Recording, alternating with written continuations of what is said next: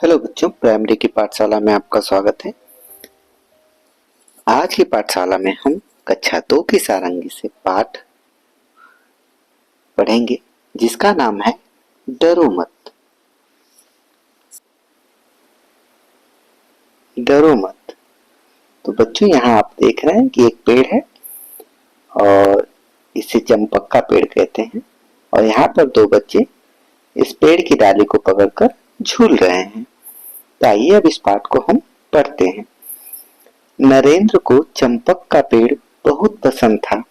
चंपक के पेड़ पर लटककर झूलना उन्हें और भी पसंद था।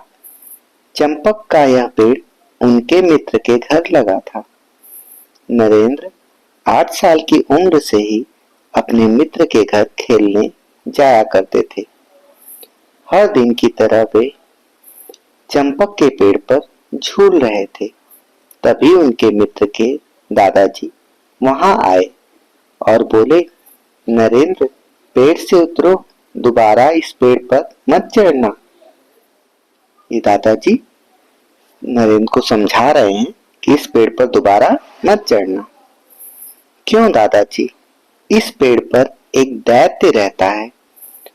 उस दैत्य के बारे में कुछ बताइए ना दादाजी। दादाजी को डर था कि कहीं पेड़ की डाल टूट गई तो नरेंद्र पेड़ से गिर पड़ेंगे और उन्हें चोट लग जाएगी। दादाजी ने बताया, वह दैत्य बहुत डरावना है।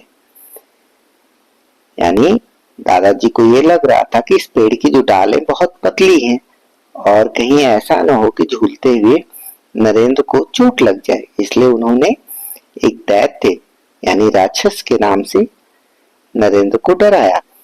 दादाजी की बात सुनकर नरेंद्र को अचरज हुआ। वे बोले, दादाजी, दैत्य के बारे में और बताइए ना। वह पेड़ पर चढ़ने वालों की गर्दन तोड़ देता है। नरेंद्र दादाजी की सारी बातें ध्यान से सुन आगे बढ़ गए। यह देख दादाजी मुस्कुराए और वे भी आगे बढ़ गए। उन्हें लगा कि बालक दैत्य की बात सुनकर डर गया है, अब वह पेड़ पर नहीं चढ़ेगा। अब आगे चलते हैं। लेकिन दादाजी जैसे ही कुछ आगे बढ़े, नरेंद्र फिर से पेड़ पर चढ़ गए और डाल पर झूलने लगे। यह देख उनका मित्र जोर से चीखा, नरेंद्र, तुमने दादाजी की बात नहीं सुनी। वह दैत्य तुम्हारी गर्दन तोड़ देगा। नरेंद्र ने हंसकर कहा, तुम भी कितने भोले हो। अगर दादाजी की बात सच होती तो मेरी गर्दन टूट चुकी होती, लेकिन ऐसा हुआ क्या? नहीं तो।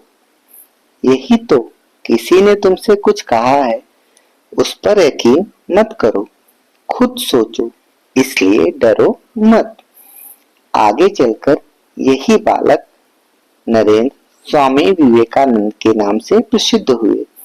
स्वामी विवेकानंद बचपन से ही निडर और समझदार थे। तो बच्चों, यह हैं स्वामी विवेकानंद, जिनका बचपन का नाम था नरेंद्र।